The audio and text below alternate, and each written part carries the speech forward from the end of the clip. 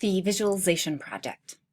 So this short video will just briefly introduce the visualization project, which is your final blog post, and go over what the project is, what it involves, some resources for you to look to, and also some tips for success.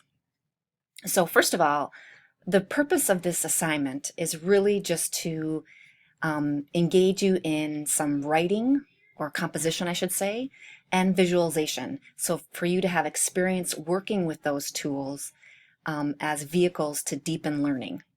So not only are we reading about this, but really the visualization project is having you dive in and create a visualization of your own. Or if you're wanting to take the sound route, an auditory route, a sonification of some sort. But really it's about getting that firsthand experience using these different digital tools. And from that experience then, being able to consider, what are the values of this as a teaching tool? How might I use this in my teaching? It's really hard to evaluate a tool or to evaluate technology or even an approach to deepening learning without actually doing it yourself. So this is very much a hands-on approach to figuring out how visualization can deepen understanding of a text, of a group of texts in your discipline. This is the visualization project. So here we are at the assignment sheet for the inquiry blog, and there is no special assignment sheet for the visualization project. However, there is a description of blog post for the visualization project and on page 2 of the assignment sheet. So here we are, visualizing understanding. And really, as I was saying before, it's the purpose of this assignment is to immerse yourself in some of these tools of visualization and composing and how they really deepen understanding of our content. These tools can be used to, these visualizations could be assignments that you could have your students do after they read a complex text or in groups, etc. But really it's a firsthand experience with visualization yourself. And so the project actually involves 2 parts. The first part is very much about the immersion and the doing, the hands-on experience of visualization. So the first part involves you making a media-based visualization about some aspect or topic of your inquiry blog topic. So you can choose whatever topic you want that to be. You could choose a specific reading if you want to make a visualization about the key ideas in a specific reading in your text set, or you can just have it be about a topic, etc. Really, the point is to have you try out this tool and this way of learning. So that's part 1. The second part then is after you create the visualization is to actually write up a process analysis of your experience visualizing a concept, a topic, an idea, a procedure, etc., whichever you choose to illustrate. What did you learn more in a deeper way about that topic? And you might know already a lot about the topics that you're exploring, and that's fine, but how about in making this visualization, how did it give you a deeper understanding of this topic, or how did it allow you to see it from a different angle or a different perspective? Also, you could talk about how the process of visualization has influenced your thinking about visualization as a teaching tool. So that's another thing that you can reflect on in your process analysis.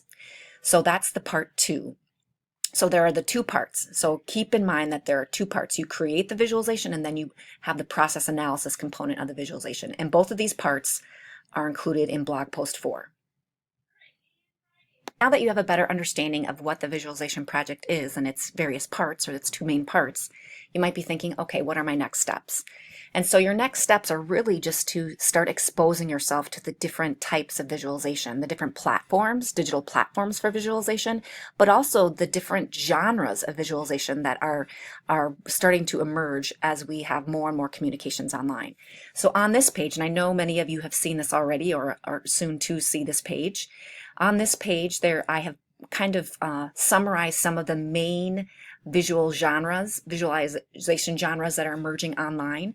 And you might want to you should definitely just start exploring these genres. What are they? What are some examples? For each of these links, if you go to it, there is a definition of the genre and then resources related to teaching that genre. So infographics have been a popular genre in the past, which is kind of an infographic kind of digital poster way of presenting dense information. Data visualization very much draws on infographics, but each of these pages goes through kind of talking about what the genre is, how it might be used in the classroom, and some tools for getting started with going into that. And this page right here, this Visualizing Understanding Projects page, is linked on the course D2L and also right under the Visualization Project resources. So thinking about which visual genre you want to use is a good start. And then once you choose your genre, whether it's digital storytelling, video storytelling, video story problems, or screencasts, then you want to start thinking about, okay, what platform am I going to use? Digital storytelling has been a very popular choice in the past for the visualization project.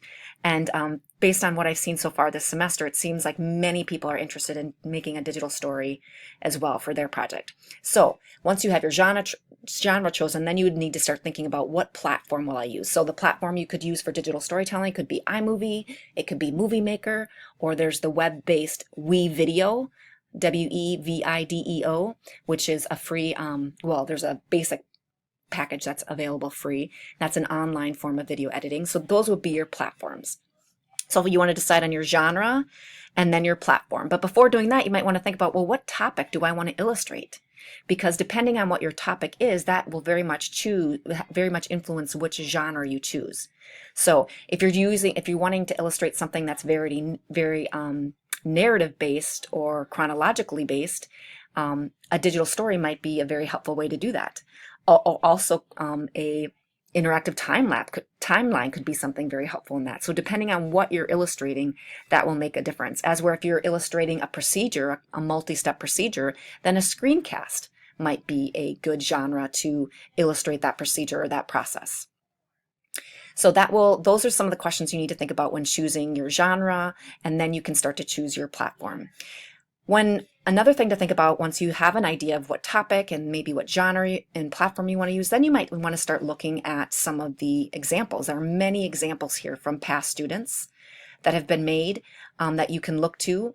If you want to see, I have here the tool, or I should say the platform that they're using in parentheses here, so you can kind of see what platforms are being used.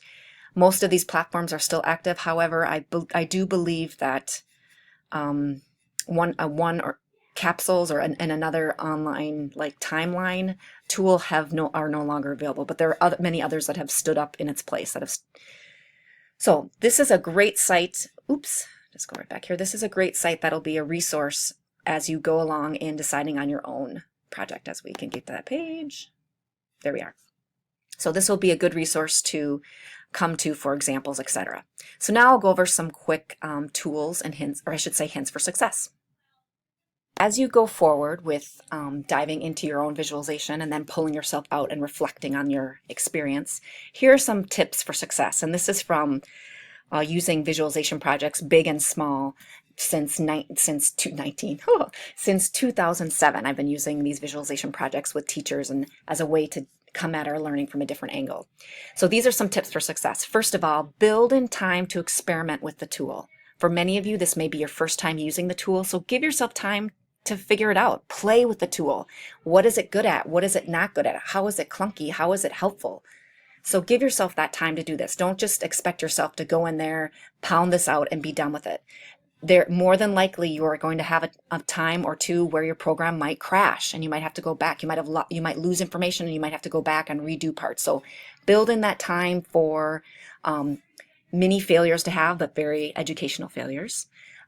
For crashes to happen, and for revision. Give yourself time to revision, because you may not figure out your final vision for the piece until you're halfway in the process of creating one version of that. So give yourself time to experiment and revise with the tool.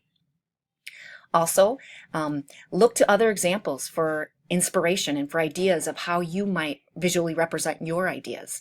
On the previous page, there are many examples that you can look to, both made from past students, and then under each genre, there are many examples too, made both by students, teachers, and professionals.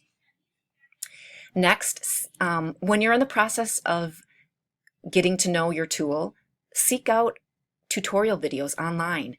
YouTube is an amazing source of information on procedures and how to do things. The screencast has allowed us to learn so much. Khan Academy itself would not be possible without the knowledge sharing that happens through YouTube. So go to YouTube, go to other video sites that you go to and search for tutorials on your platform. So if you're using Piktochart for an infographic, search Piktochart tutorial basics and look at some of those videos. Use those videos for help.